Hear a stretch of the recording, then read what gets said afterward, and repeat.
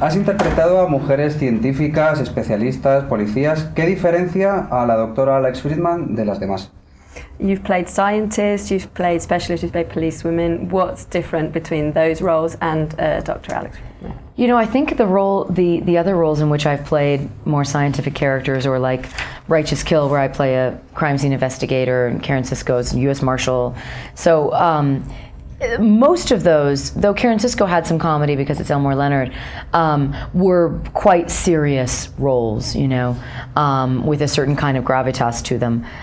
Whereas what and in fact, when I first got offered this movie, I questioned whether it was going to be too similar to some scientific roles that I've done before.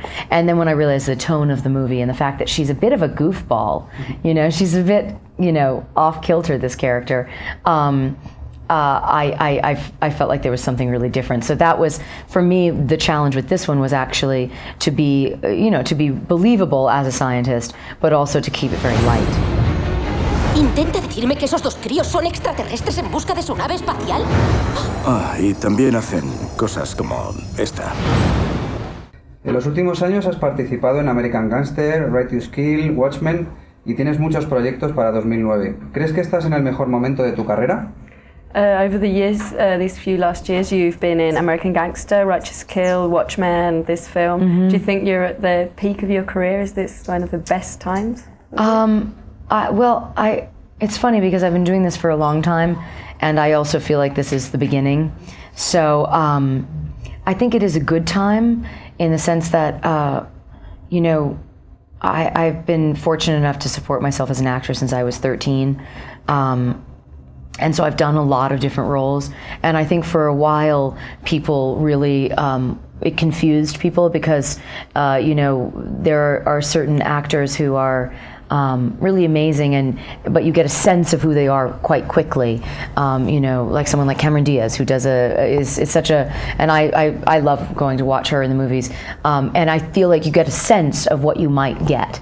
And for me, I think for many years, people just didn't understand how I could be a prostitute in one thing and the mother in Spy Kids, and that, you know. And I think that in the last few years, as you've said, it's being regarded more as a body of work, and that I'm very appreciative of. Mm-hmm. ¿Cómo fue rodar en Las Vegas en la convención, rodeados de aquellos fanáticos de la ciencia ficción? What was it like filming in Vegas, filming the convention, surrounded by all those fans? It was really funny and really great, and they actually, most of the people in those booths are real people who are at the UFO conventions. I mean, I know that you know that they're real people, but actually they are themselves. They're not playing characters. So it was fascinating to walk around and talk to people at the different booths and find out what they're doing and what they're up to, and it is, you know, it's its own world for sure. Los vehículos que van detrás indican un patrón de persecución.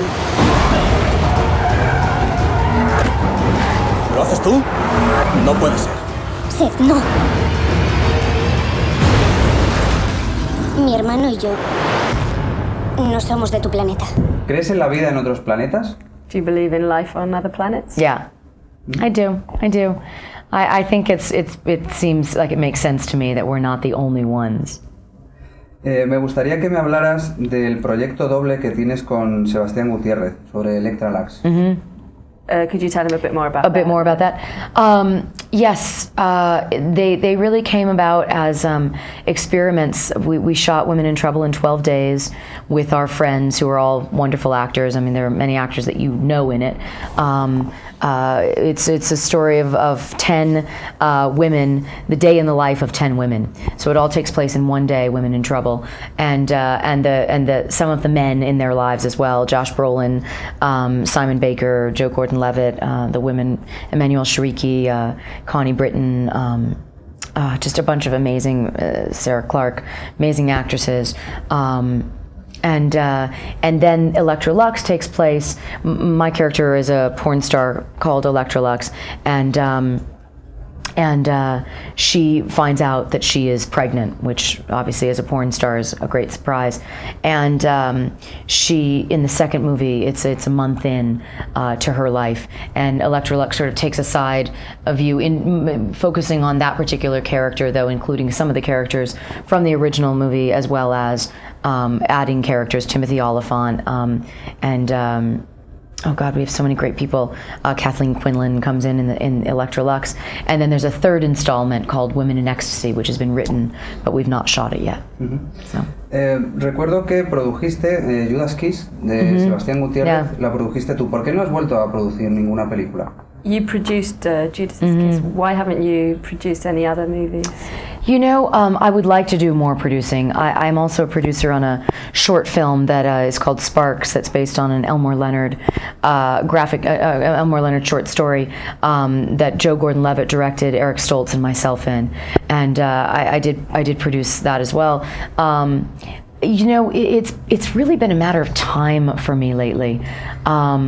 There are many things that I've been involved in that I've ended up sort of acting in a producerial capacity, but I haven't been credited that way. And it just, there are certain projects that I need to have the time to develop. It is one of my favorite things because I love getting a group of people together that I feel would fit really well, cast and crew, and doing that. So I appreciate your question because I would like to do more of that. Sabéis pilotar esto, ¿verdad? ¿Cómo te crees que llegamos? Os estrellasteis, ¿recuerdas?